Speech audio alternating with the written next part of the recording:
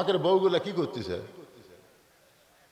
একটা ফকুন্নি যদি বলে মাস্টারটা ভিক্ষা দে, সঙ্গে সঙ্গে ফকুন্নি যদি দরজা খুলে ভিক্ষা দেয়, ওই ফকুন্নি কিন্তু চোরে কেড়ে সাথে যোগাযোগ আছে। ওই বাড়ির মধ্যে ঢুকে দেখে কোন জায়গায় মোটরসাইকেল থই, কোন জায়গায় কি থই, ওই সব দেখে ওটা আবার চোরের কাছে সংবাদ দেয়। অনেক ফকুন্নি চোরের সাথে যোগাযোগ আছে, আপনি জানেন? এই জন্যই ফকুন্নি হলো, আমার মা বোনদের জন্য বলতেছি, ফকুন্নি হলো দরজার বাইরে ভিক্ষা দিবেন, বাড়ির মধ্যে ঢুকপারি দিবেন না।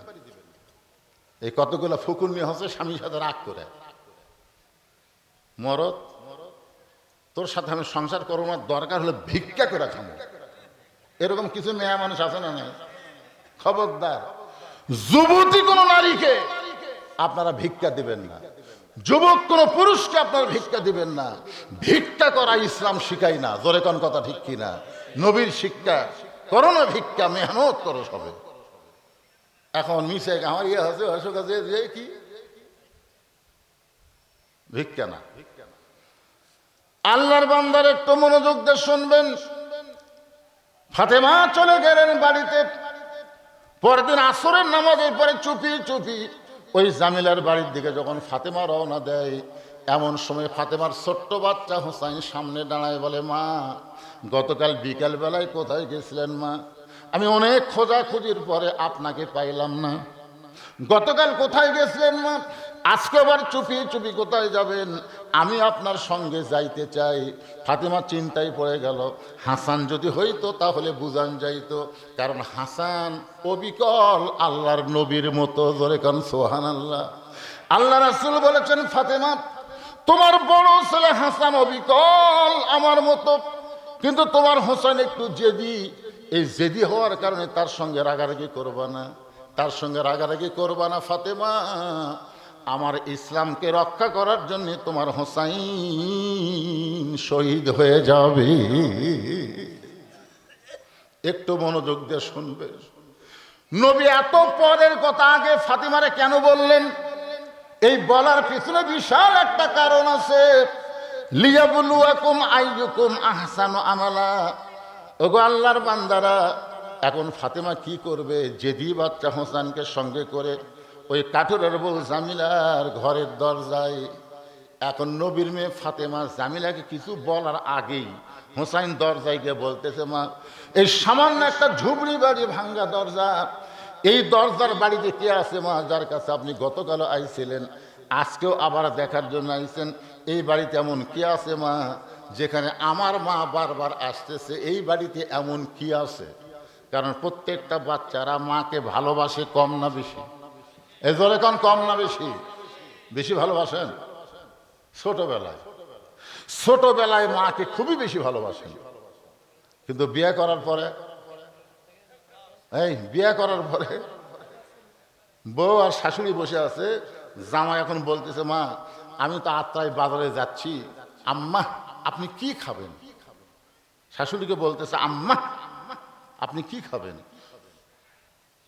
তো বউ বলতেছে, আমার মা কি খায় তুমি জানো না? তো জামাই বলতেছে, আজকে বাজারে গেলে আমি আমার শাশুড়ির জন্য ডাবু আনবো, গ্লুকোজ আনবো, কোনটা খাবে?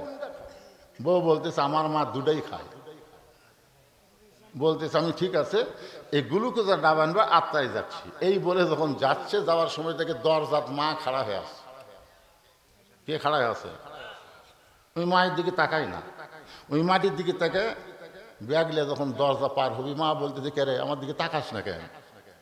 গত সপ্তাহে 10 টাকার পান কিনে দিছিস, আজকে তো একটা পানও নাই। বাজারে যাচ্ছিস, আমার জন্য 10 টাকার পান সুপারি আনিস। ছেলে বলতেছে, এই জন্যই তো তাকাই না, খালি খাই করো। শাশুড়ির জন্য ডাব আনবে, গ্লুকোজ আনবে, ওই জায়গায় কোনো কথা নাই, কিন্তু মায়ের জন্য 10 টাকার পান খালি খাই। এরকম পাটা সমাজে আসে না নাই? যেরকম আসে না নাই? মাকে ভালোবাসে বিয়ে করার আগ পর্যন্ত। হোসাইন বলতেছে, মা, গতকাল আইছিলেন, আজকে আবার কেন আইছেন মা? এমন সময় ফাতেমা দরজায় গিয়ে বলে, জামিলা তুমি কি দরজা খুলবা না? জামিলা বলতেছে 1 ঘন্টা হলে দাঁড়িয়ে আছি, আপনি আসা মাত্রই দরজা খুলে দিব। ফাতেমা বলতেছে তাহলে দরজা কেন খুলতেছ না? জামিলা বলতেছে কে যেন মা মা বলে আপনাকে ডাকতেছে, ওই সন্তানকে নিয়ে যদি ঢুকতে চান তাহলে আজকের মতো আপনি ফেরত যান, কারণ আমার স্বামী শুধু আপনাকে ঢোকার পারমিশন দিয়েছে, আপনি একটা বাচ্চা নিয়ে ঢুকবেন এই পারমিশন আমার স্বামী দেয় না। হোসাইনের রাগ বেশি রকম, দরজার জ্যাক লাত্তি মেরে বলতেছে এই বাড়ির মেয়ে অত্যন্ত খারাপ, আমার মতো একটা হোসাইন সাথে থাকার জন্য যে আমার মায়ের দরজা খোলে না, এর চাইতে খারাপ মহিলা দুনিয়াতে নাই। এই কথা যেই মাত্র কইছে, ফাতেমা দৌড়ে গিয়ে হোসাইনকে এক টানে বুকে নিয়ে কপালে একটা চুমু দিয়ে বলতেছে মা বাবা, তুমি যে এই বাড়ির মেয়েকে খারাপ বলতেছ, তুমি জানো এই মেয়েকে তোমার নানা আমাকে খবর দিছে আল্লাহ তোমার মায়ের আগে জান্নাত দিবে। তুমি যে মেয়েটাকে খারাপ বলতেছ তোমার নানা বলেছে ওই মেয়েটাকে আল্লাহ তোমার মায়ের আগে জান্নাত দিবে। সঙ্গে সঙ্গে হোসাইন মায়ের হাতটা ধরে বলতেছে মা তাহলে ও জায়গায় ঘুরে কোনো লাভ হবে না, জানবার যদি চাও তাহলে জায়গা মতো যাও। ফাতেমা চমকে উঠছে, একটা ছোট্ট বাচ্চা বলতেছে ও জায়গা ঘুরে লাভ হবে না, জানবার যদি চাও তাহলে জায়গা মতো যাও। আপনারা বলেন তো জানবার চাইলে কোন জায়গায় যাওয়া রাখবে?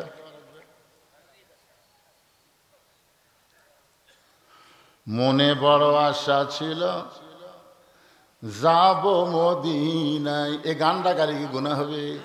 তাহলে সকলে যুবক জীবনে কত গান গেলে রে, একটা গানের সাইজ নেই, একটা সুন্দর গান। সবাই বলো মনে বড় আশা ছিল যাব মদিনায়, সালাম আমি করব গিয়া, সালাম আমি করব গিয়া নবীজি রওজায়, মনে বড় আশা ছিল যাব মদিনায়। এই গানটা আব্দুল আলিম সর্বপ্রথম গাইছিল দিনাজপুরে 1968 সালে, স্বাধীনতার 3 বছর আগে আব্দুল আলিম এই গানটা গাইছিল দিনাজপুরে। মনে বড় আশা ছিল যাব মদিনায়। তখন দিনাজপুরের আলেমরা আব্দুল আলিমকে বলল ভাই আপনি মূর্খ মানুষ, এই জন্যই আপনি ভুল গাইতেছেন। আব্দুল আলিম বলে তাহলে শুদ্ধ গানটা কি হবে? তখন আলেমরা বলে দিল আপনি বলেন মনে বড় আশা ছিল যাব মক্কা মদিনায়। আপনি মক্কা বাদ দিয়ে মদিনায় যাই কি করবেন? আব্দুল আলিম বলে রে আলেমেরা তোমরা কি আল্লাহর কোরআন পড়ো না? কোরআনের মধ্যে আল্লাহ বলেছেন কুল, হে রাসূল আপনি বলেন ইন কুনতুম তুহিব্বুনাল্লাহ ফাত্তাবিউনি, ওগো নবী আপনি বলে দেন কেউ যদি আমি আল্লাহকে পাওয়ার চাই আপনাকে ইত্তেবা করা ছাড়া পাওয়ার কোনো উপায় নাই। আব্দুল আলিম বলতেছে কেউ যদি মদিনার মানুষটাকে আপন করে তাকে অনুসরণ করতে পারে তাহলে শুধু মক্কা নয় মক্কার মালিক পর্যন্ত তার হয়ে যায়। আপনাদের কাছে বলেন তো মক্কার দাম বেশি না মদিনার দাম বেশি? বুঝবার পারেনি, মক্কার কোনো দামই নাই, কোনো দাম নেই। কি জন্য দাম নাই? মক্কা যেদিন বিজয় হলো সেদিন সাহাবেরা সবাই বায়না ধরল হুজুর এত বছর যে কাবার দিকে মুখ করে আমরা নামাজ পড়ছি, আজকে যখন মক্কা বিজয় হয়ে গেল আমরা আল্লাহর কাবা ঘর তাওয়াফ করবার চাই। নবী 10,000 সাহাবীকে নিয়ে আল্লাহর কাবা ঘর তাওয়াফ করতে করতে 7 পাকে এক তাওয়াফ, 7 পাকে, এই আমার দিকে তাকান না কেন, কয় পাকে? 7 পাক দিলে এক তাওয়াফ হয়। 4 পাক দেওয়ার পরে রাসূল বললেন কানা হয়ে তাওয়াফ করা লাভ নেই, আগে দেখা লাগবে। অযথা কানা হয়ে লাভ আছে? যে কাবা ঘুরে ঘুরে তাওয়াফ করতেছি সে কাবার খবর কি? কাবার তো একটা দরজা আছে, আল্লাহর কি রহমত এই দরজাটা আবার আমাদের বাংলাদেশের দিকে, জোরে কারণ সুবহানাল্লাহ। দরজা কিন্তু একটাই, দরজা কয়টা? আর সেই দরজাটা আমাদের দেশের দিকে। আমাদের ভাগ্য ভালো না খারাপ? দরজা খুলে নবী তাকায় দেখে কাবার ভিতরে 360টা মূর্তি। কাবার ভিতরে কি? উমর ফারুক বলেন, ইয়া রাসূলুল্লাহ, কাবা আল্লাহর ঘর, সে আল্লাহর ঘরে মূর্তি ঢুকলো কেমনে? এই কাবার কি কোনো পাওয়ার নাই? আল্লাহ রাসূল বললেন, কাবার কোনোই পাওয়ার নেই। আল্লাহওয়ালারা যতদিন কাবার কাছে থাকবে ততদিন কাবার মধ্যে মূর্তি ঢুকবে না। 15.5 বছর মোড়ে মোড়ে এত মূর্তি হয়েছিল বাংলাদেশে কেন? ওই কন্ত এই 5ই আগস্টে সবগুলো যে গলার দড়ি লেগে তারপরে কুড়াল মেরা সবগুলো ভাঙলো। আপনাদের মনে নাই? কথা কন, মনে আছে না নাই? কারণ বাংলাদেশে আল্লাহওয়ালা ছিল না, যারা ছিল তারা আবার শামুকের মতন মুখ মানে মুখই খুলবি না। আমার মতন বক্তা খালি মুখ খোলার কারণে অনেকবার আমার ধরে লেগেছে, মুখ খুলবি না, মুখ বন্ধ করে রাখবি। এই জন্য মোড়ে মোড়ে মোড়ে মোড়ে মূর্তি তৈরি হয়েছিল না কন? আল্লাহ রাসূল বললেন, কাবার কোনোই ক্ষমতা নাই। কাবার আশেপাশে যদি আল্লাহওয়ালা না থাকে তাহলে কাফেররা মূর্তি ঢুকাবে। এখন আমরা মুসলমান, কাবার আশেপাশে এখন কোনো মূর্তি আর কাবার মধ্যে থাকবে না। সমস্ত মূর্তি কাবার থেকে বের করে আল্লাহ রাসূল ভেঙে ফেলে দিলেন। আমাদের নবী হলো মূর্তি ভাঙ্গার নবী। জোরে কোন কথা ঠিক না? ওই মূর্তির মধ্যে ইব্রাহিম আলাইহিস সালামের মূর্তি ছিল। ওই মূর্তির মধ্যে অনেক নবীদেরও মূর্তি ওরা বানাইছিল, তারপরে একটাও থইনি, সব খালি ঠ্যাং ধরে ঘুরে ঘুরে দিচ্ছে। আক্কেলপুরে রাস্তার ধারে একটা মসজিদ, আসর নামাজ পড়ার জন্য গাড়ি থামে, মসজিদ ঢুকলেন, টাইলস দিয়ে এত সুন্দর মসজিদ, গোটা মসজিদ খালি ধুলে, লোকদের দিকে ধুলে। আলাম কে রে মুয়াজ্জিন ভাই, গোটা মসজিদ ধুলে ঝাড় দেন না? মুয়াজ্জিন বলতেছে, আজান দিয়ে আকামত দিয়ে কেউ আসে না হুজুর, তো খামাকা ঝাড় দিলাম। আপনি দেখেন আমি যেই জায়গায় নামাজ পড়ি এখানে কোনো ধুলাবালি নাই, গামছার দুই বাড়ি মারি, বালু টালু সব সরে যায়, আমি আল্লাহ আকবার নামাজ পড়ি। আমি বললাম, তাহলে ঝাড় দেওয়া না? ও একদিন দেয় হুজুর, ও যে মাস সপ্তাহে একদিন নামাজের দিন, ওই দিন দেওয়াই লাগে, কি করবে? এখন আপনারা বলেন, আশেপাশে যদি নামাজি থাকতো মসজিদের মধ্যে কোনো ধুলাবালি ঢুকতো না, প্রত্যেকটা নামাজির সাথে সাথে শরীরের সাথে সাথে ধুলাবালি পরিষ্কার হয়ে যেত। জোরে কোন কথা ঠিক কি? হোসাইন বলতেছে, মা, কোন আমলের কারণে কাঠেরের বউ তোমার আগে জান্নাতে যাবে?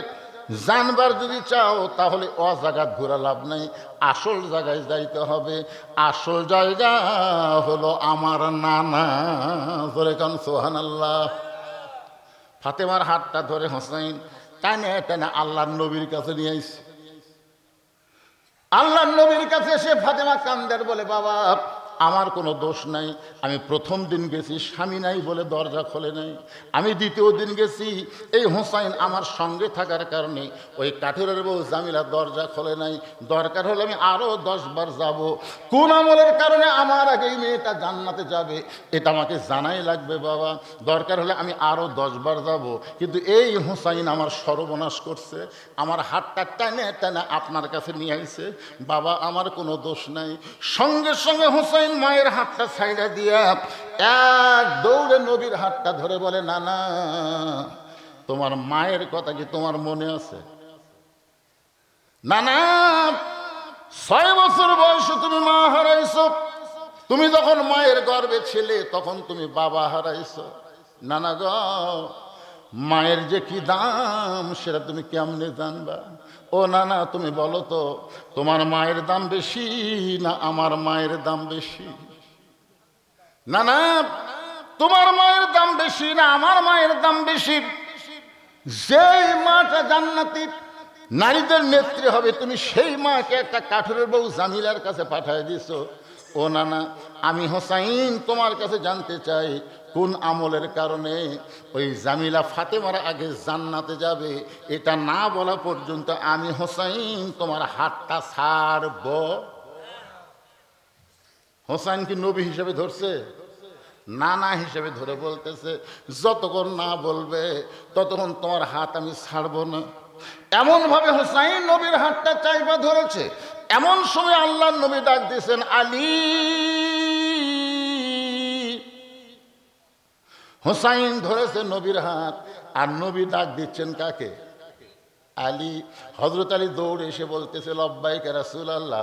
আল্লাহর নবী বলতেছেন, আলী রে, তোমার হোসেন যেইভাবে আমার হাতটা ধরছে, না বললে আমাকে ছাড়বে না, না বললে আমাকে ছাড়বে না। হযরত আলী বললেন, হোসাইন তুমি তোমার নানার হাত ছাইড়া দাও।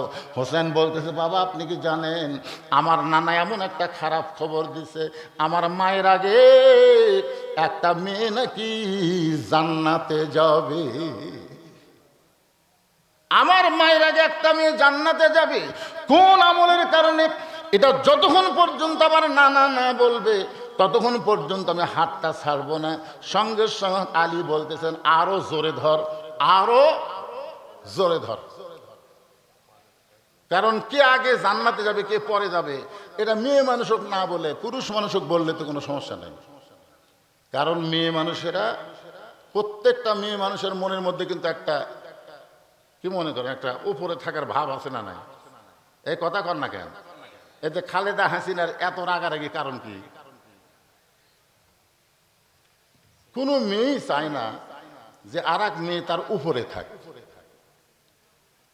আল্লাহ রাসূল বলেছেন, 1 নম্বর জান্নাতে আবু বকর, 2 নম্বর ওমর, 3 নম্বর ওসমান, 4 নম্বর আলী, 5 নম্বর আব্দুর রহমান ইবনে আওফ। কোন সাহাবী কি বলেছে, হুজুর 1 নম্বর আবু বকর কেন?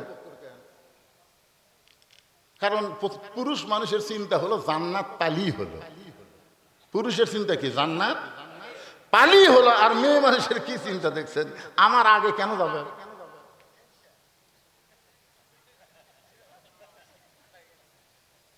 আল্লাহ রাসূল বলে, আলী রে, কোন আমলের কারণে ফাতেমা ওই কাঠুরে বউ জামিলার আগে জান্নাতে যাবে, আজকে তোমাকে বলার হুকুম দিয়া দিলাম।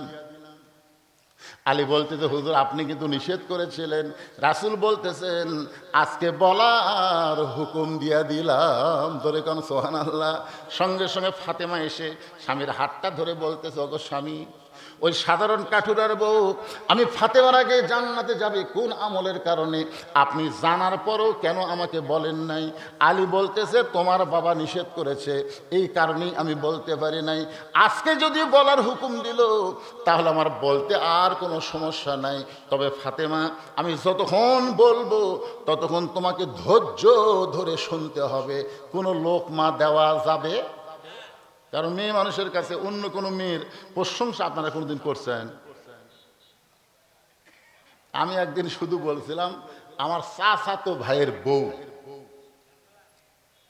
ভালোই সুন্দরী, খালি এই কথাটা বলছি, আমার চাচাতো ভাইয়ের বউ ভালোই সুন্দরী। এ কথা বলা মাত্রই আমার বউ উত্তর দিল, আপনি কবে থেকে লুচ্চা হলেন? আমি কইলাম, লুচ্চা মানে? তা আপনি হুজুর মানুষ, আপনার চাচাতো ভাইয়ের বউ সুন্দরী, আপনি কিভাবে দেখলেন? এমনকি বেহেশতের হুরের গল্প যদি আপনার বইয়ের কাছে আপনি করেন 10 মিনিটও শুনবি না, খালি করে দেখেন।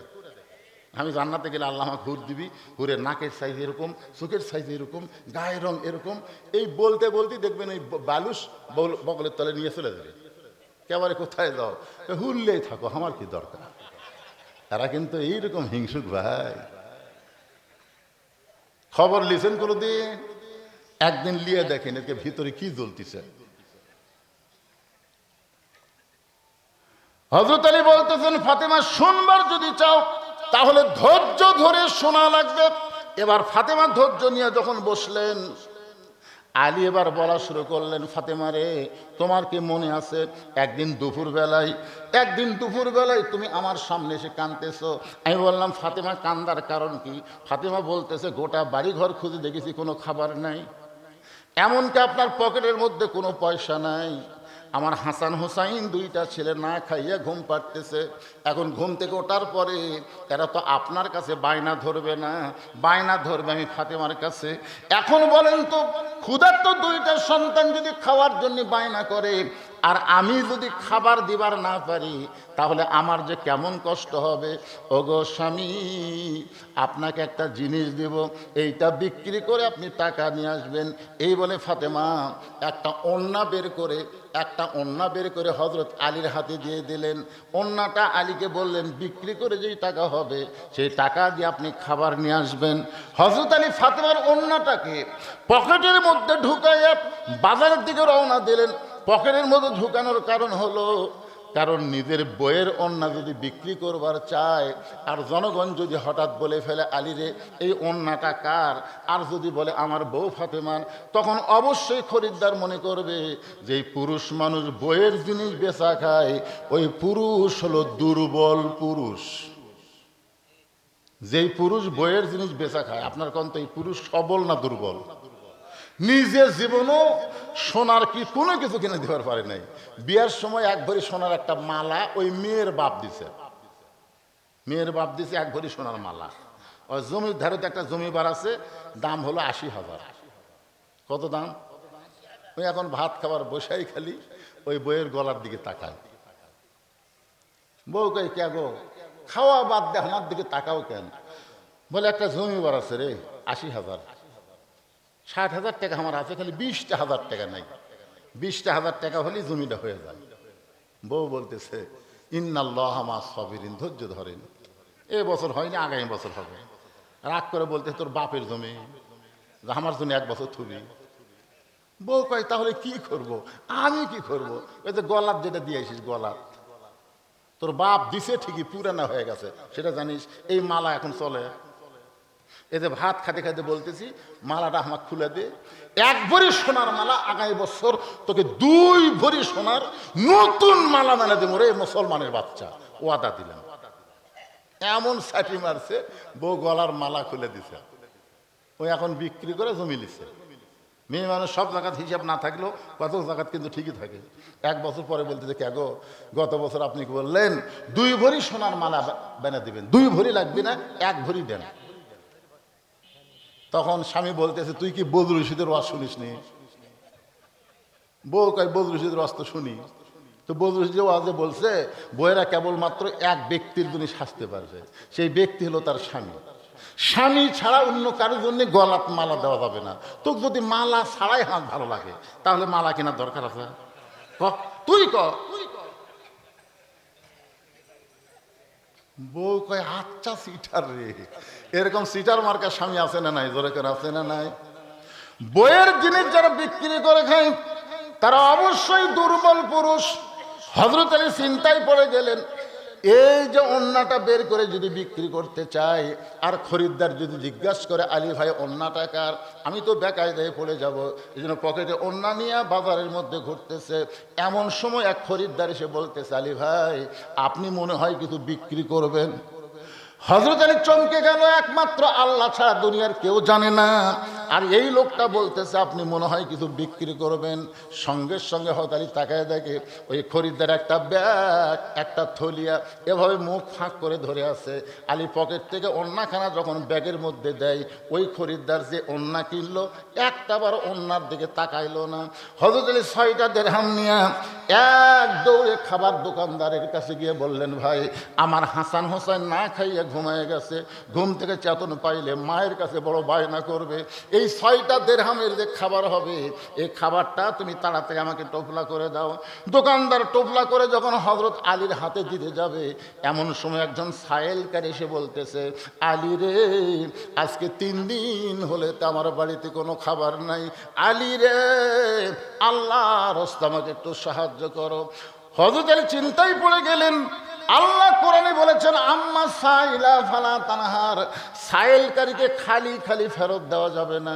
আলী এখন চিন্তা করে দেখতেছেন 5টা দিরহামের খাবার নিব আর 1টা দিরহাম ফকিরকে দিয়ে দিব, তাহলে আবার 2টাই হয়ে যাবে। এই নিয়ত করে ফকিরকে যখন 1টা দিরহাম দিবার চায়, এমন সময় আল্লাহর কোরআন বলতেছে ওমা তুনফিকু মিন শাইইন ফি সাবিলিল্লাহি ওয়াফা ইলাইকুম ওয়া আনতুম লা তুজলামুন। আলী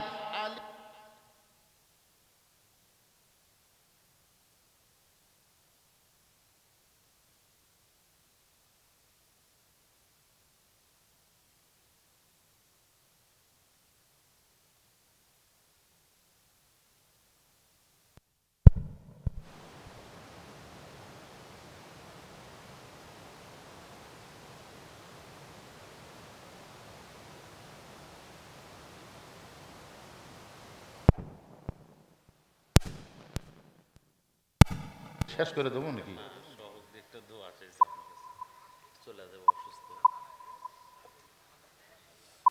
আজকের মাহফিলের সম্মানিত সভাপতি সাহেব অসুস্থ মানুষ, তিনি বিদায় নেবেন, এই কারণে তার জন্য একটা দোয়া, নগদে উনি 10,000 টাকা দান করেছে। 10,000 নাকি 15,000? 10,000 টাকা দান করেছে। আল্লাহ তার এই দানকে কবুল করুক, তাকে পুরোপুরি সুস্থতা দান করুক, সকলে বলে আল্লাহুম্মা আমিন। আবার এই সাইড থেকে বলতেছে বাকি কিছু দিবি না। শোনেন, যাই দিবার পারে তার উপর খবরদার চাপ দান দিবেন না। যাই দেয় তার উপর কি দিবেন না, চাপ দিলি চাঁদা হবে, চাপ দিলি চাঁদা দিব না। কত দিচ্ছ? আমাদের বগুড়া তো শুরু হয়ে গেছে 1,000। কিসের 1,000? কিসের 1,000 রে? ওই ভয়ের ঠেলায় 2,000। কিসের 2,000? এইভাবে যেগুলো নেওয়া হয় এগুলা দান হয় না, এগুলার নাম হয় চাঁদা। আর খুশি মনে অন্তর থেকে যেইটা দিবে এটার নাম হলো দান। সভাপতি সাহেবকে আপনি 10,000 কি কম হচ্ছে না? ঠিক আছে, আচ্ছা ঠিক আছে, মাশাআল্লাহ। একটু জিকির করেন লা ইলাহা ইল্লাল্লাহ, জোরে লা ইলাহা। এই বাবা ছেলেরা তোরা বসিস না কে রে? বসিস না কেন তোরা? এই যে বাচ্চাগুলা, কতগুলা বাচ্চা কোরআনের মাহফিলে বসতে পারে না, কারণ কি জানেন? না না না, ওরা বসতেছে না ওদের মায়ের কারণে। ওরা যখন পেটের মধ্যে ছিল তখন ওদের মায়েরাও বসেনি। কেউ বসবার বললেই কয় কাম আছে, এই কথা বলে দাঁড়িয়ে যায়, বসেনি। ওই মায়ের পেট, মা যা সন্তানও তাই। মা যদি ভালো হয় সন্তান আল্লাহর ওলি হয়ে যায়। ধরে কারণ সুবহানাল্লাহ। যে সন্তানেরা বাহিরে ঘুরঘুর করতেছে এটা সন্তানের দোষ না। ওরা যখন মায়ের পেটে ছিল মা তখন পেট উঠলে গোটা পাড়া ঘুরেছে, ওই পেটের মধ্যেই ঘোরা ব্যায়াম শিখছে। আপনারা জানেন মা যদি পেটে বাচ্চা নিয়ে নামাজ পড়ে, রুকুর থেকে যখন সেজদায় যায়, পেটের মধ্যে বাচ্চা যখন এরকম দমড় খায়, ফেরেশতা বলে আল্লাহ দেখো তোমার বান্দি নামাজ পড়ে, পেটের মধ্যে বাচ্চার কষ্ট হয় না। আল্লাহ বলে ফেরেশতা সাক্ষী থাকো, যেই মা পেটে বাচ্চা নিয়ে নামাজ পড়তেছে ওই মা শুধু নিজে নামাজ পড়তেছে না, পেটের বাচ্চাকেও নামাজি বানায়া দিচ্ছে। বুঝছেন? বেটাগুলোতে ঘুরতেছে, ওদের খাড়াই আছে, এতবার বসবার করে তাও বুঝতেছে না।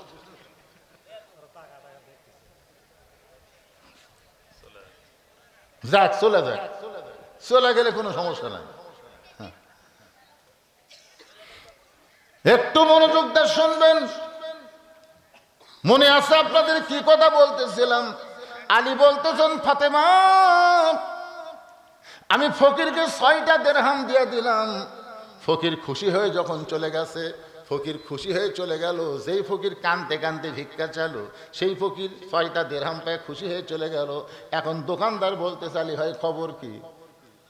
6টা দিরহামের যে টোপলা করলাম এই টোপলার খবর কি? এখন আলী বলতেছে দোকানদার ভাই আমার টোপলা দেওয়া হবে না, তুমি 2 বস্তা খাবার প্যাকেট করো। হযরত আলী দোকানদারকে 2 বস্তা খাবার প্যাকেট করার কথা বলে মনের দুঃখে বাজারের মধ্যে ঘুরতেছে। বিশ্বাসে মিলাই বস্তু, তর্কে বহুদূর। হযরত আলী আল্লাহর কোরআনের উপরে বিশ্বাস আছে না নাই? এই ধরে কারণ আছে না নাই? বিশ্বাস নিয়ে বাজারের মধ্যে ঘুরতেছে। হঠাৎ একজন মানুষ উট নিয়ে রাস্তা দিয়ে আসতেছে। আলীকে সালাম দেয়, বলে আলী ভাই ওয়াজাতা বাজারে ঘোরা জায়েজ নাই, এই উটটা কিনবেন নাকি? আলী বলতেছে 1টা পয়সাও আমার পকেটে নাই, উটটা কেমনে কিনবো? উটওয়ালা বলতেছে 100 দিরহাম বাকিতে উটটা কিনবেন, বিক্রি করে আপনি টাকা দিবেন, এটাও কি আপনি পারবেন না? আলী চিন্তা করে এত বড় সুযোগ আমার জীবনে কোনো দিন পাই নাই। 100 দিরহামে বাকিতে উটটা কিনে, উটটা নিয়ে যেই মাত্র বাজারে গেছে, চারিদিক থেকে খরিদ্দার ঘিরে ধরে বলতেছে ও শিক্ষামন্ত্রী হযরত আলী।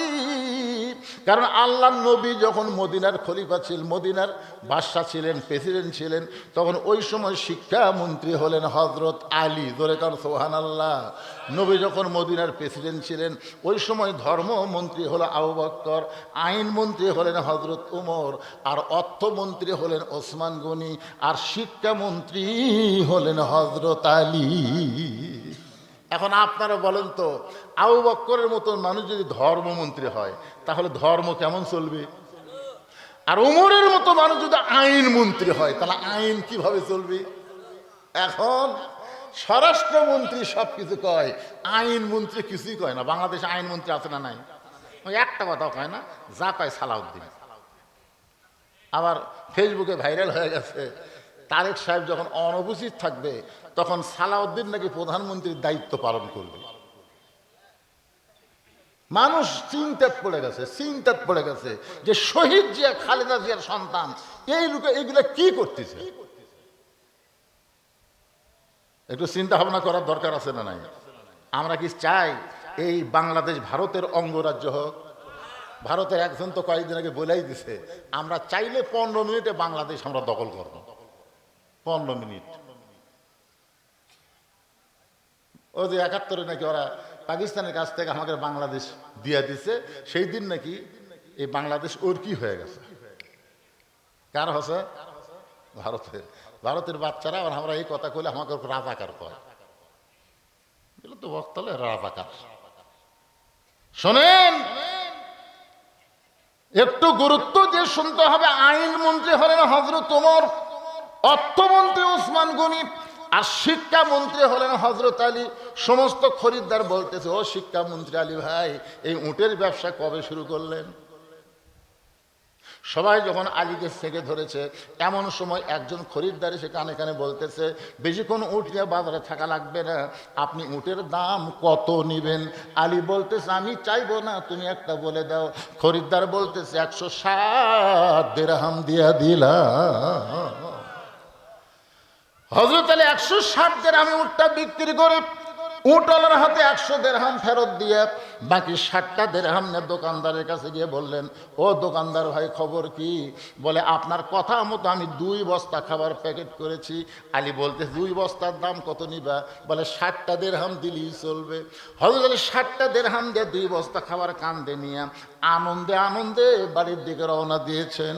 ওই যে ওন্না দেওয়ার পর থেকে ফাতেমা জানলার কাছে বসে আছেন, যে এত সময় যায় এখনো পর্যন্ত ওন্নাকে বিক্রি করতে পারলো না, আমার হাসান হোসেন কিছুক্ষণ পরে চেতন পাবে।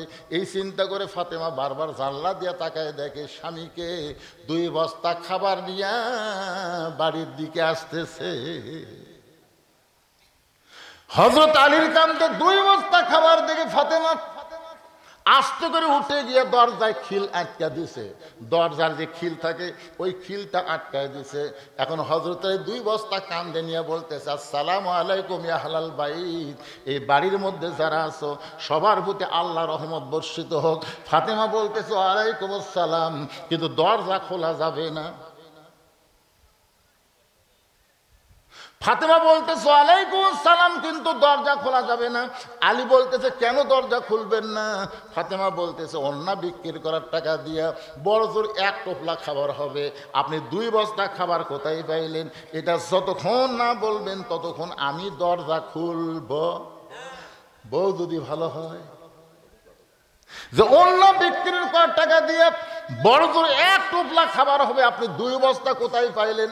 আপনি 10,000 টাকা বেতন পান, 12,000 টাকা বাসা ভাড়ালেন, আর মাঝে মধ্যে গরুর গোস্ত, ইলিশ মাছ কিনেন, এই টাকা আপনি কোথায় পান? প্রত্যেকটা বাড়ির বউ যদি স্বামীর হিসাব নেয়, একটা স্বামীও কোনোদিন খারাপ থাকবে না। ধরে কোন কথা ঠিক কিনা ভাই রে? এই শালা বইয়ের কারণেই স্বামীগুলা নষ্ট। এমপির বউ এখন কি বলবে? আত্রায় থাকতেন, এমপি হোসেন নগাঁও যাই, নগাঁত বাসা একটা করার পরে নগাঁত থাকে ভাল লাগতেছে না, চলেন ঢাকার যাই। এই বইয়ের কথা শুনে এমপি খালি বাসা পাল্টায় আর সমানে টাকা মারতেছে, আর সমানে। গরিবের বন্ধু সমাজসেবক, ভোটের আগে কি নেতার চরিত্র বারে, গাড়ির থেকে নেমে ফকিরুক সালাম দেয়, গাড়ির থেকে নেমে আসসালাম চাচা কেমন আছেন? ফকির খেলে চারিদিকে তাকায়, চারিদিকে কে বাবা কাক সালাম দিলে?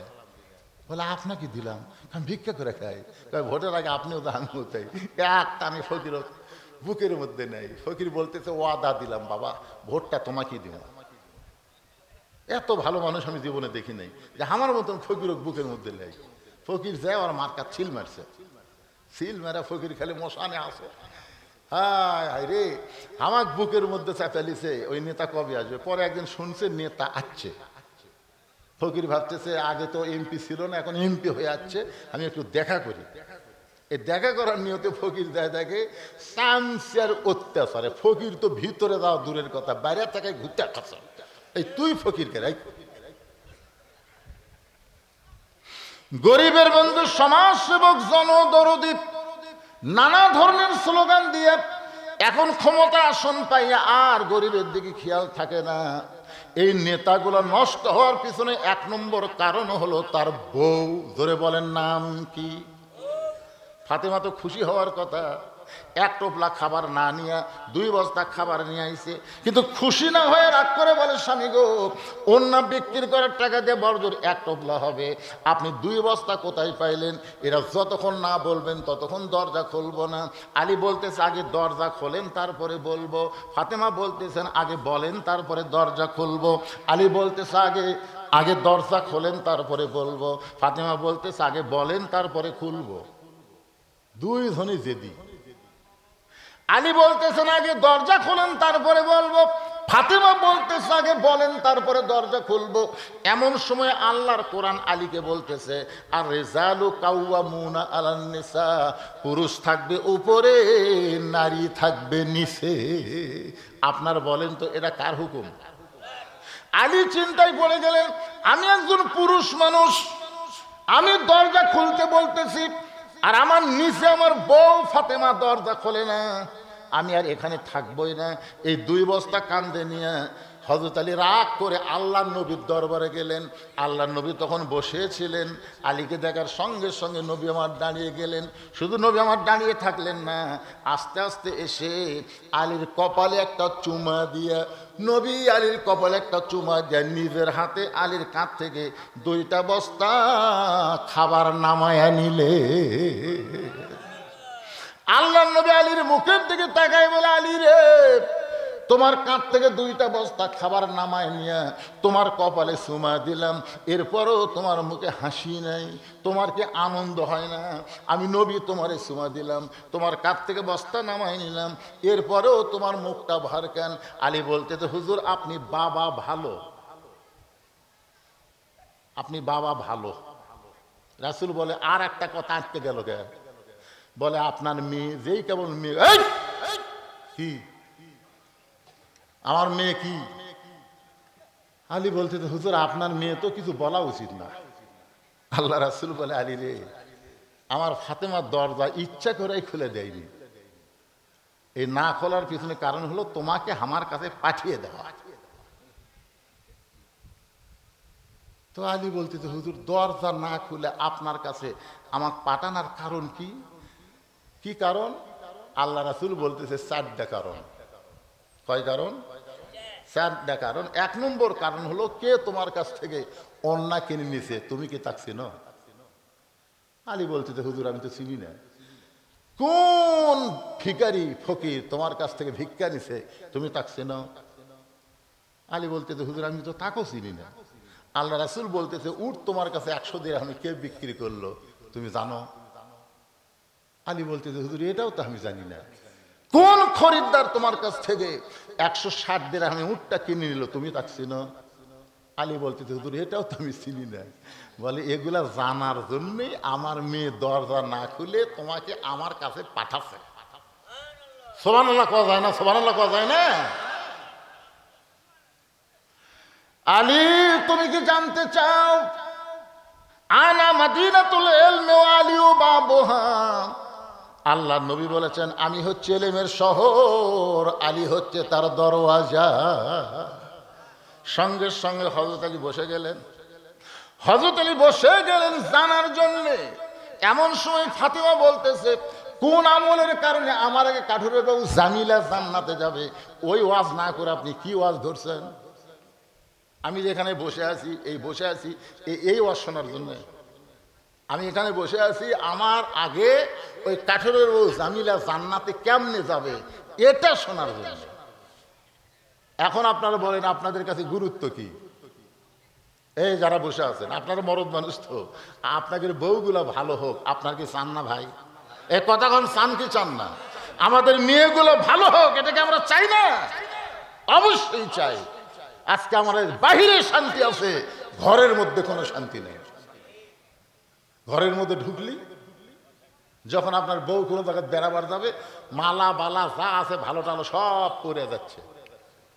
আর বাড়ির মধ্যে যতক্ষণ এটি হলুদ আছে, এটি মশলার দাগ লাগিয়েছে, এমন ভাবে একটা কাপড় কিনতে আছে মনে হয় যে 15-20 দিন খোলেনি।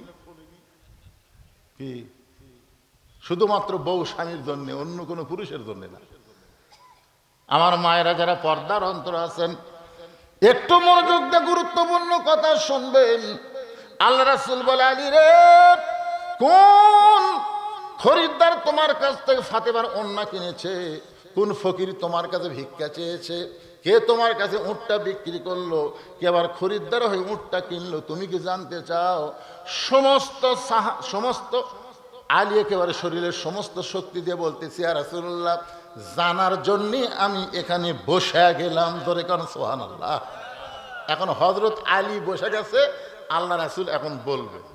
তো আলী যদি শোনার জন্য বসে থাকে, আপনারা কি শুনবেন না? কারা কারা শুনবেন? আল্লাহকে একটু হাত দেখান তো দেখি। লিল্লাহি তাকবীর। মাশাআল্লাহ। আল্লাহ সবাই শুনবে, সবাই শুনবে। আমি বলবো কোন আমলের কারণে জামিলা ফাতেমাকে জান্নাতে, সেটাও বলবো। এবং যে 4টা বিষয় জানার জন্য ফাতেমা দরজা না খুলে নবীর কাছে পাঠিয়ে দিছে, এই 4টা বিষয় আমি বলবো। আপনার সবাই হাত তুলেছেন, শুনবেন। কিন্তু এই ফোরকানিয়া মাদ্রাসায় আপনাদেরকে কোরআন শরীফ বাবদ, কোরআন শরীফ, শুধুমাত্র কোরআন শরীফ বাবদ 500 করে টাকা দান করা লাগবে।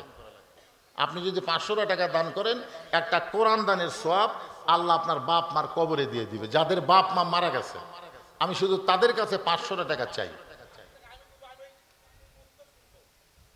আমি সব বলবো না, বলে এখান থেকে আমি গেলে মুনাফিক হয়ে যাব। কারণ এখান থেকে বাড়ি যাওয়ার কোনো গ্যারান্টি, তাহলে আমি যে বাড়ি যাবো না কয়ে আবার আর এক মাহফিলে মারবো, এ বক্তা হবি না। নগদ নগদ কোরআন শরীফ বিক্রি হবে, নগদ 100 টাকা। এত মানুষের মধ্যে 100টা কোরআন শরীফ দিবেন, তাও কিসের বিনিময়ে? আল্লাহ যেন আপনার বাপ মার কবরকে জান্নাত বানায় দেয়। পৃথিবীর শ্রেষ্ঠ দান নবীর মাদ্রাসায় একটা কোরআন দেওয়া ভাই। এই জন্য যাদের পকেটে 500 টাকা, একজন উঠবে না, ওই সাইডের লোকজন উঠা বসা করেন কেন?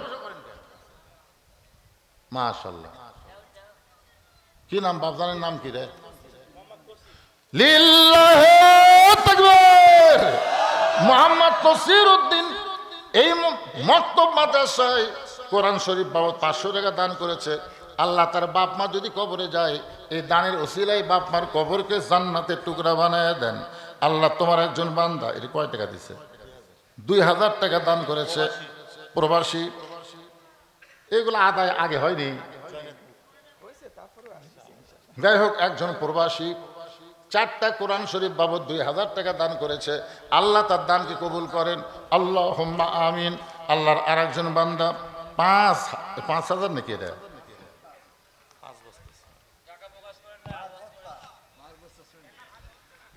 5 বস্তা সিমেন্ট দান করেছে। আল্লাহ দানকে কবুল করেন।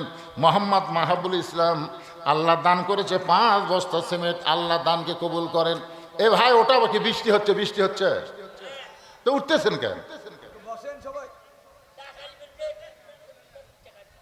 টাকা দিবেন না? 500 টাকা দিবেন। পৃথিবীর শ্রেষ্ঠ দান নবীর মাদ্রাসা একটা কোরআন। ডাবলু হুজন 2টা কোরআন শরীফ বাবদ 1000 টাকা দান করেছে। আল্লাহ তার দান কবুল করেন। আপনজন যারা কবরে গেছে, যদি বাপ মা মারা যায়, আল্লাহ এই দানের উসিলায় বাপ মার কবরকে জান্নাতের টুকরা বানিয়ে দেন। আল্লাহর আর একজন বান্দা কোরআন শরীফ বাবদ, পৃথিবীর শ্রেষ্ঠ দান। একটা কথা খেয়াল তো, পৃথিবীর শ্রেষ্ঠ দান কোরআন শরীফ। একটা মক্তব মাদ্রাসায় দিবেন, কোরআন শরীফের অর্থ টাকা দিবেন, আল্লাহ আপনার বাপ মার কবরকে জান্নাত বানাই দিবে। টাকা যদি পকেটে থাকে দাবি আছে, না থাকলে নাই। গামছার আদায় হয়েছে, এখানে গামছা আদায় করছে, গামছা দিয়ে মহিলাদের মধ্যে, মহিলাদের যে ওয়াজ আজকে হয়েছে, আমাদের মায়েদের মধ্যে আপনারা খুশি হয়ে দান করবেন। মা, আল্লাহ যেন ফাতেমার সঙ্গে আপনাকে জান্নাত দেয়। এখানেও গামছা দিয়ে আদায় করা হবে, 10 টাকা, 20 টাকা, 50, 100 টাকা, যে যা পারবেন। এই ভিতরে ঢোকেন তো, ভিতরে ঢোকেন, যে যা পারবেন আল্লাহর রাস্তায় দান করবেন। ভিতরে একটু ব্যাগ নিয়ে ঢোকেন, আমার অনেকগুলো ওয়াজ বাকি আছে, ওয়াজগুলো করা রাখবো, বুঝলেন না? এই জন্য আপনারা তাড়াতাড়ি কামটা সেরে দেন। এই স্লিপে এত স্লিপ বলবার গেলে বাঁচবো নাকি? এটা কি একটা দুটো স্লিপ? এই স্লিপ পড়তে পড়তে সামনে দেখা যাবে আর মোনাজাতের লোকই নাই। এই উঠা বসা না করে যারা উঠেছেন উঠেছেন, আপনার যারা বসে আছেন ভাইজান, আমি জোড়হাত করে অনুরোধ করতেছি ওই পিছনের লোকগুলো সামনে আসেন তো। যারা গেছে চলে গেছে। আমাদের এলাকায় বিশাল ধানের পালা দেখা যায়, ধানের ঠিক। একজন বলতেছে এত ধান, একজন বুদ্ধিজীবী বলতেছে এত ধান না রে, এর মধ্যে সিটা পাতানো আছে। তো সিটা পাতান বোঝা যাবে কেমনে? বলে বড় একটা ফ্যানের বাতাস দাও। বড় একটা ফ্যানের বাতাস যেই দিছে আর সিটা পাতান সব উড়ে যাচ্ছে, ধানগুলো উঠেই পড়তেছে। আদায় যখন শুরু করা হয় না, তখন সিটা পাতান যারা, এরা থাকতে পারে না, বুঝলেন? আদায় শুরু করলেই এরা উঠে যায়।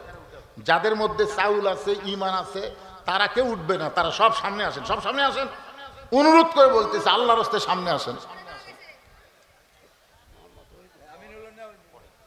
এগুলো স্লিপ দেন না ভাই রে, থন তো থন।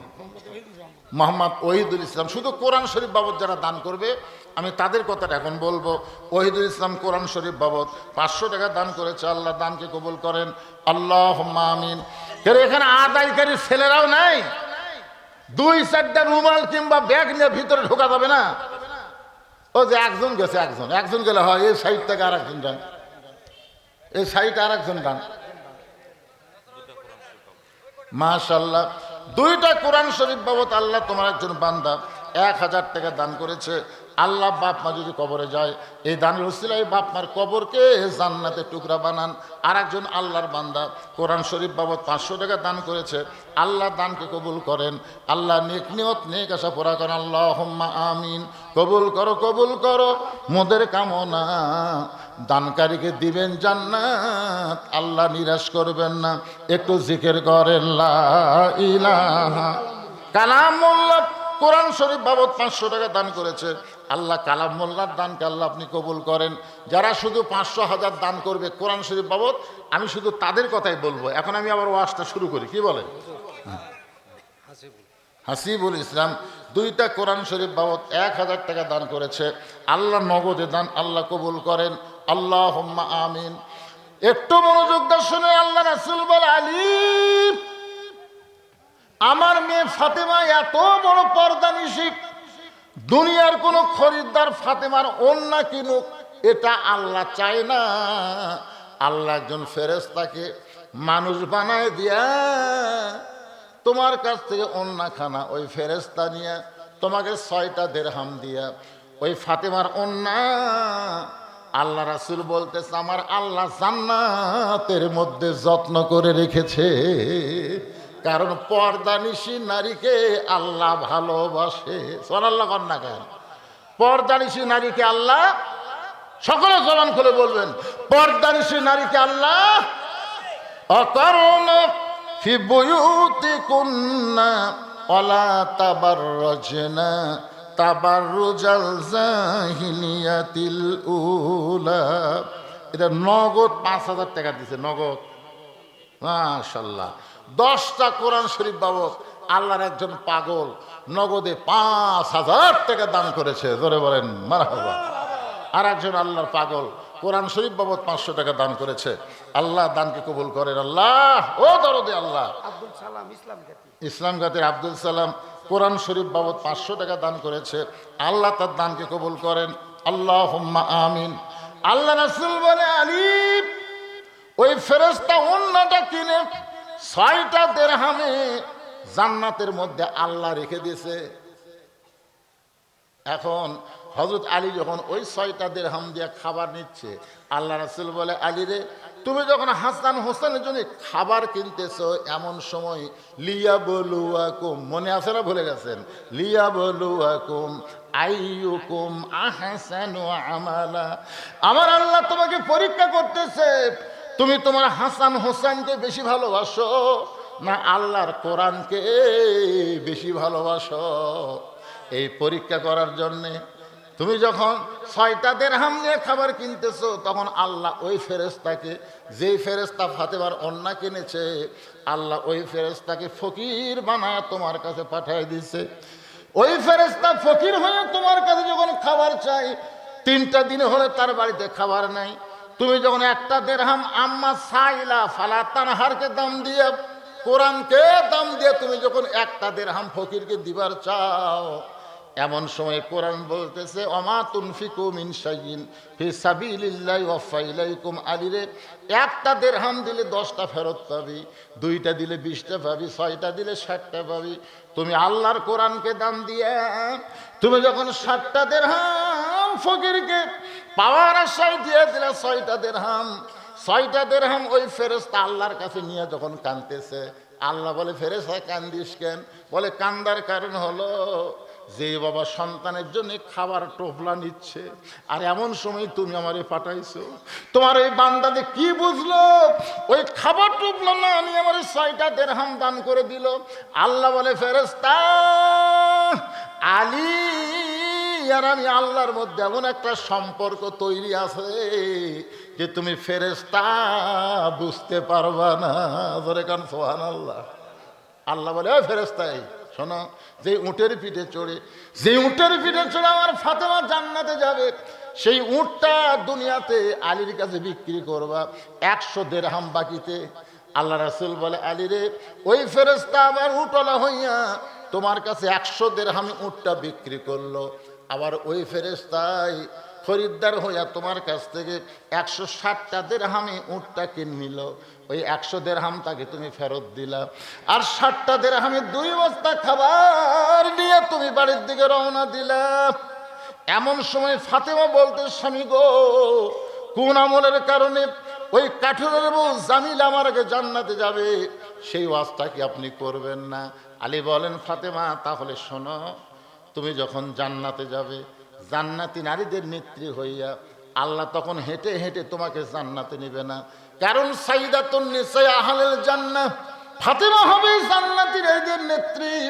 আর সেই ফাতেমাকে আল্লাহ তাআলা হেঁটে হেঁটে জান্নাতে নেবে না, একটা উটের পিঠে করে। আলী বলতেছে ফাতেমা তোমাকে আল্লাহ জান্নাতে নিবে।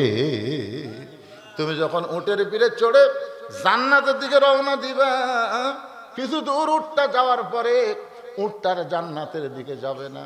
ফেরেশতা বলে আল্লাহ তোমার নারীদের নেত্রী ফাতেমাকে নিয়ে, জান্নাতের নেত্রী ফাতেমাকে নিয়ে উটটা চলতে চলতে হঠাৎ যে থেমে গেল, এখন কি করা যায়? আল্লাহ বলে ফেরেশতা উটটা যদি না যায় হেঁটে হেঁটে, তাহলে উটটাকে টেনে টেনে নিয়ে যাওয়া লাগবে। হেঁটে হেঁটে যদি না যায় তাহলে টেনে টেনে নিয়ে যাওয়া লাগবে। ফেরেশতা বলে আল্লাহ উটের কি ধরে টানবে? টানার মতন তো কিছুই নাই।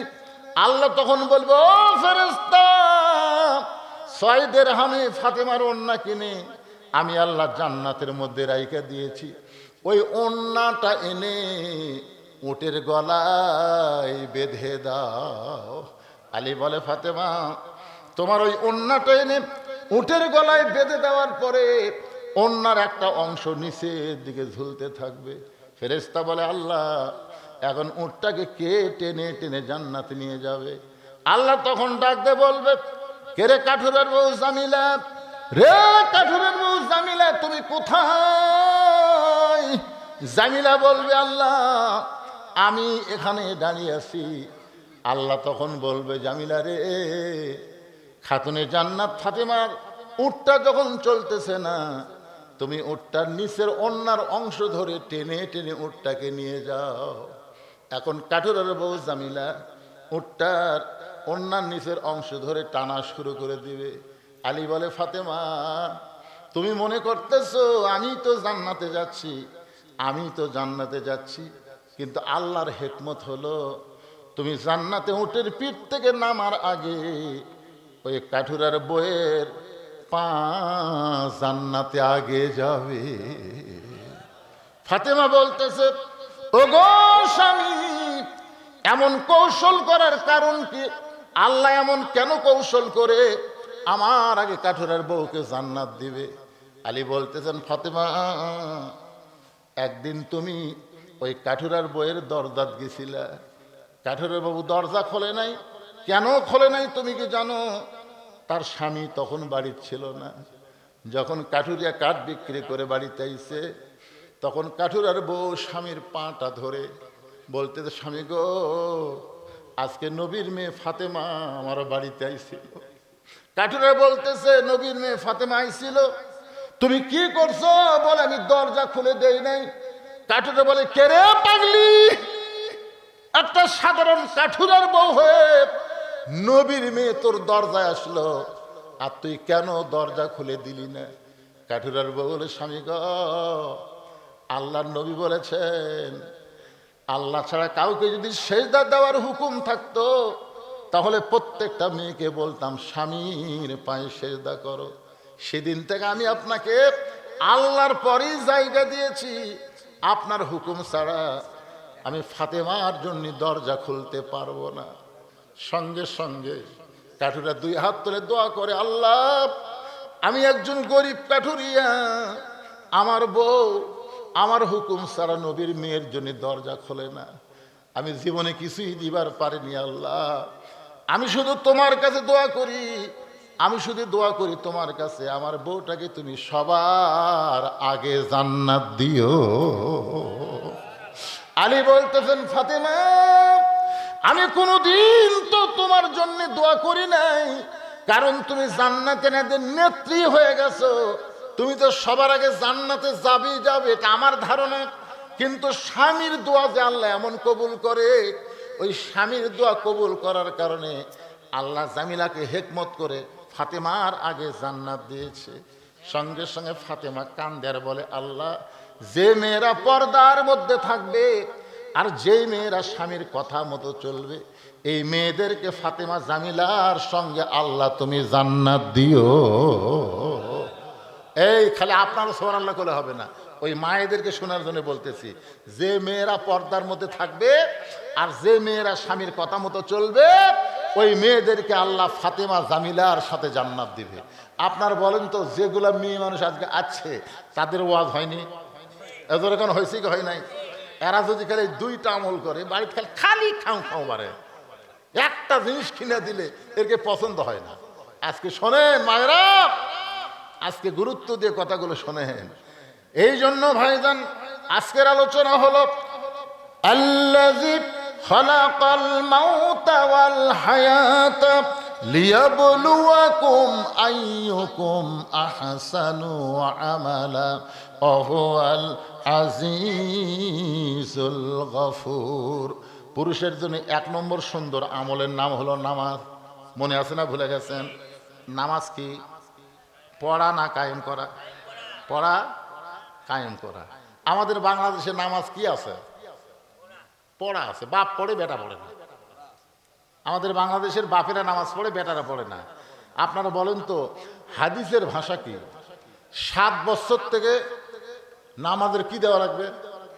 তালিম, তাগিদ না, তালিম। তালিম কিভাবে নিয়ত বানবে, কিভাবে হাত বানবে, কিভাবে রুকু করবে, কিভাবে সেজদা করবে, ওযু পাক পবিত্র কিভাবে হবে, এটা 7 বছর থেকে দেওয়া শুরু করা লাগবে। আর 10 বছর থেকে জোর করে নামাজ ধরাতে হবে। আপনি বাবা নামাজ পড়েন, আপনার বেটা ল্যাফের মধ্যে ঘুম পাড়ে, আপনি এখন সামনে গিয়ে নামাজ পড়া দোয়া করতেছেন, রব্বানা যালামনা, আল্লাহকে কবুল হচ্ছে না। তো কবুল না হওয়ার কারণ কি? কু আনফুসাকুম আহলিকুম নারা। জাহান্নামের আগুন থেকে বাঁচতে গেলে শুধু বাবা একলা বাঁচলে হবে না, আহাল পরিবারকে নিয়ে বাঁচা লাগবে। জোরে কোন কথা ঠিক কিনা? আহাল পরিবার নিয়ে যদি আমরা বাঁচতে চাই, কোরআনের নামাজ কায়েমের বিধান ছাড়া এটা আমল করা সম্ভব না। কথা কয় না রে বারে, কথা কয় না। কি? মক্কায় হচ্ছে আল্লাহর নবী ইমাম, আবু জেহেল হচ্ছে নেতা, মক্কায় নামাজ কায়েম হবে না। আল্লাহ বললেন, নবী, যেদিন আপনি ইমাম হবেন, নেতা হবেন, সেই দিনই নামাজ কায়েম হবে। আজকে আমাদের বাংলাদেশের মসজিদের ইমাম সবগুলো কি ভালো মানুষ, আর সমাজের নেতাগুলো ঠিক মতো নামাজই পড়ে না। তাহলে নামাজ কায়েম হবে? নামাজ কায়েম করবার গেলে যিনি মসজিদের ইমাম, তেনাকে সমাজের নেতা বানাতে হবে। এই নিয়তে আমরা 12 তারিখের আগ থেকে বলেছিলাম, সব দেখা হলো শেষ, আগামীতে দেখবো আল্লাহর কোরআনের বাংলাদেশ। আল্লাহ আমাকে দেখায়নি, অবশ্যই দেখাবে, চেষ্টা তদবির আমাদের রাখতে হবে। ধরে কোন ঠিক কিনা ভাইজান? এবারে তো মোটামুটি তারেক জিয়া, আমরা একটা জিনিস দেখতেছি, আমাদের প্রধানমন্ত্রী বেনামাজি না। আমাদের প্রধানমন্ত্রী কি বেনামাজি? যখনই আজান হয় সাথে সাথে ভাষণ বন্ধ হয়ে যায়, সাথে সাথে। বিএনপির এই যে তারেক জিয়া এই আমল করার কারণে বিএনপির যত এমপি মন্ত্রী আছে মসজিদে আজান হওয়া মাত্রই মাইক বন্ধ। তার মানে কি বোঝা গেল, বড় নেতা যদি ভালো হয় এই ফ্যাসটা নেতারাও ভালো হবে। কথা কর না কেন? তারেক জিয়া নামাজ পড়ে, এখন এরাও নামাজ পড়ে। তারেক জিয়া বলে আমি বাড়ি ঘর নিব না, আমি এটা নিব না, সেটা নিব না, এরাকে আমরাও নিব না। তার মানে কি বোঝা গেল? এই জন্যে শহীদ জিয়ার সন্তান, খালেদা জিয়ার সন্তান তারেক জিয়ার মাধ্যমেই আমরা বাংলাদেশের পরিবর্তন চাই। আল্লাহ যেন তৌফিক দেয়। ধরে কোন আমিন, জোরে আল্লাহুম্মা আমিন। এতদিন পর্যন্ত তার যা আমরা দেখতেছি সবকিছু ইসলামের সাথে একটা আকর্ষণ আছে না নাই? জোরে কোন আছে না নাই ভাইজান? হ্যাঁ, বিএনপি আর জামাত এরা তো একসাথে 15 বছর ঘুম পাড়ছে। হাসিনা যখন ধাবলাছে তখন কি, একদিন ওই সিরাজগঞ্জ রোডে আমি আমার বউকে আমার বউ হঠাৎ আমাকে মোবাইল করলো, তাই মোবাইল ধরে বললাম কি গো খবর কি? আমি বললাম তুমি জানো আজকে টাঙ্গাইল থেকে 2 কেজি চমচম নিছি, টাঙ্গাইলের চমচম। আমার বউ বলতেছে চমচম লেন আর যাইলেন, বাসার যেন আসেন না। আমি বললাম কি হয়েছে? বলে সেই সন্ধ্যার থেকে পুলিশ ঘুরতেছে, আপনি আসা মাত্রই ধরবে। আমি আমার শ্বশুরকে মোবাইল করলাম এ রাত্রে, আমার শ্বশুর আব্বা আমি তো খুব বিপদে পড়ছি, আমার বাড়ির দরজার থেকে পুলিশ ঘুরতেছে, আমি একটু আপনার বাসার যাবার চাই। শ্বশুর বলতেছে বাবা এই ঝামেলা আমার দরকার নেই, কারণ তুমি এখন আমার বাসাতে আসবি, পুলিশ তোমার খোঁজে এখানে। আমার যত বন্ধু বান্ধব ছিল সবগুলা কি কল করলাম, ভাই এই বিপদে আমি কোথায় যাই? আমরা দায়িত্ব লিবার পারতেছি না। তখন এক ভিটার 1.5 কিলো দূরে গাড়ি রেখে হেঁটে হেঁটে জঙ্গলের মধ্যে গেছি, কম্বল আর ব্যালুস লিয়ে। আমার গাড়ির মধ্যে ব্যালুস আছে, কম্বল আছে, লিয়ে যাই দেখি বিএমপি 3 জন টিস্যুতে আছে। আমার দেখা হুজুর আপনিও? আমার বাড়ির দরজার পুলিশ ঘুরতে, ভাই আসেন হুজুর আমরা একসাথে জামাত করি। ওরা 3 বিএমপি, আমি 1 জামাত, একসাথে ঘুম। 15 বছরে একসাথে আমরা ছিলাম। ধরে কোন কথা ঠিক কিনা? তো এই বছর যদি একসাথে থাকি তাহলে নির্বাচন হবে। এই জন্য একটু ভিন্ন ভিন্ন হয়ে আমাকে নির্বাচন করা লাগছে। আর নির্বাচন যখনই করবার যাবি তখন তো একটু রাজনীতির ভাষণ আসবি, একটু দোষ টোষ তো ধরবি। আসলে যতই ধরো কিছুই নাই, মিলে মিশে থাকবি, ফ্যাসিবাজি ঢুকবার দিবি না। ধরে কোন কথা ঠিক কিনা? গতকালের একটা খবর বাড়াইছে যে হাসানুল ইনু, তারপর রাশেদ খান মিলন আর এই যে কালা মানিক এরা জামিন পাচ্ছে। পাগলা, এরা জামিন পাচ্ছে, এরা একটা মামলার জামিন পাচ্ছে, আরো 100টা মামলা আছে। তার মানে ওরা জামিন পাবি, মুক্তি পাবি না। কি ভাই, মিলামিশা থাকার দরকার আছে না নাই? এই রাজাকার রাজাকার আর বলেন না। আর 26শে মার্চ স্বাধীনতা দিবস পার হয়ে গেল রাত 12টার পরে। আমরা দেশটা স্বাধীন করেছি ভারতের অঙ্গরাজ্য বানানোর জন্য না। আমাদের মানচিত্র আছে, আমাদের পতাকা আছে, আমরা সেই পতাকা নিয়ে, সেই মানচিত্র নিয়ে আমেরিকার দিকে না তাকায়া, ভারতের দিকে না তাকায় আমরা তাকাবো কার দিকে? যখন বলেছিল জিব্রাইল একটাবার নমরুদের চুলার দিকে তাকান, আমাদের জাতির পিতা বলেছিল আগুনের চুলা জ্বালাবার পারে নমরুদ, কিন্তু পুরানোর ক্ষমতা নমরুদের হাতে নাই। আমি আল্লাহর দিকে তাকাইছি, দেখি আল্লাহ কি করে।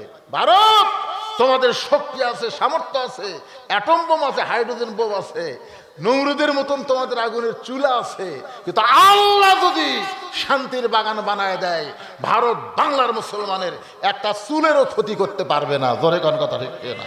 ওমাইয়া তাওয়াক্কাল আলাল্লাহি ফাহুয়া হাসবুহু।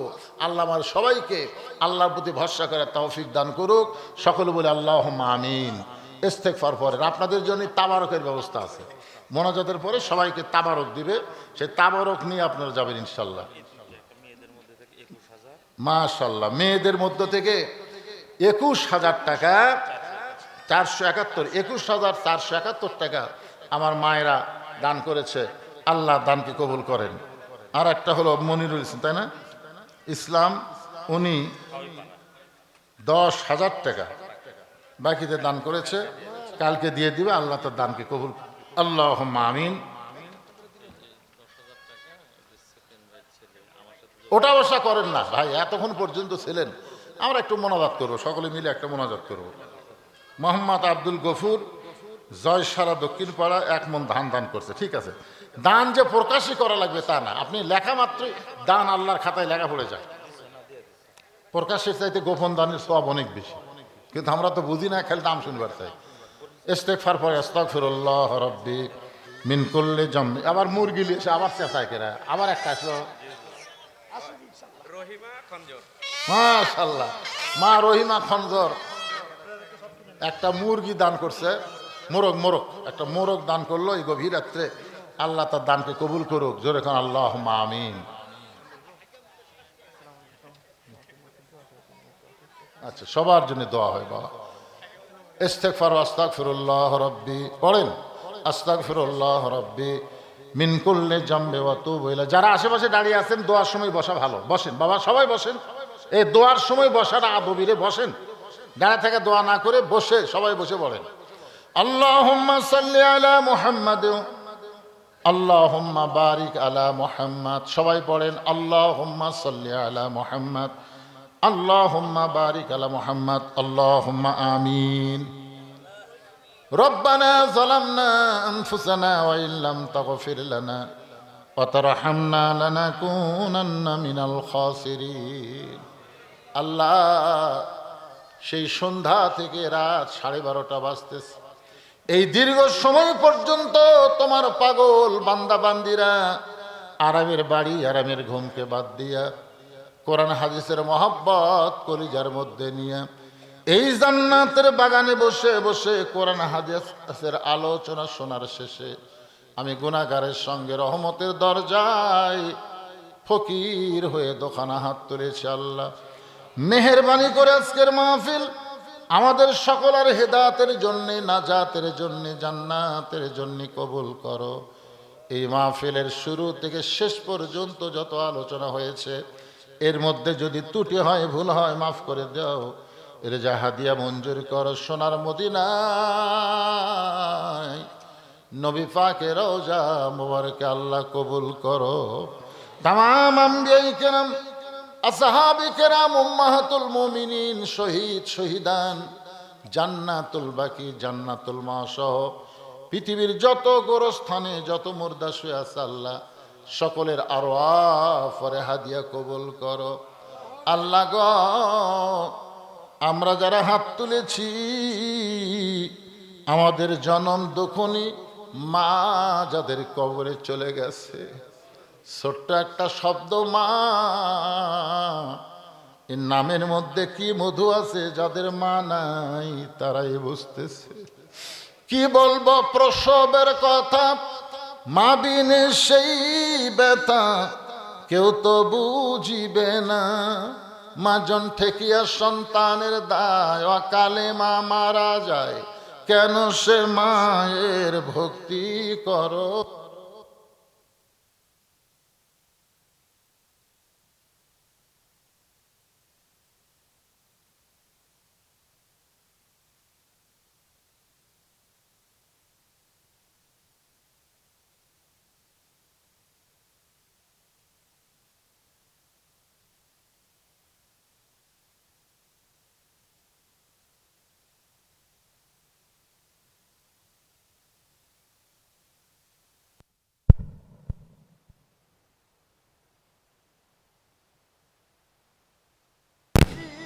হাত তুলেছি, মেহেরবানি করে বাবার কবরটাকে জান্নাতের টুকরা বানায় দাও। আমাদের দাদা দাদি, নানা নানি, আত্মীয় স্বজন, শ্বশুর শাশুড়ি যাদের কবরে গেছে, আল্লাহ কবরবাসীদের মাফ করে দাও। আল্লাহ, যারা কষ্ট করে মেহনত করে এত সুন্দর আয়োজন করেছে, আয় আল্লাহ এই খঞ্জর ফোরকানিয়া মাদ্রাসা কমিটিকে কিয়ামত পর্যন্ত কবুল করে নাও। এই মাদ্রাসাকে কবুল করো, মসজিদকে কবুল করো, গোরস্থানকে কবুল করো। আল্লাহ, যারা কষ্ট করে এত সুন্দর আয়োজন করেছে, তাদের সকলকে জান্নাতি কবুল করো। আল্লাহ, বিদেশে থেকে অনেকে সহযোগিতা করেছে, প্রবাস জীবনে আছে, আল্লাহ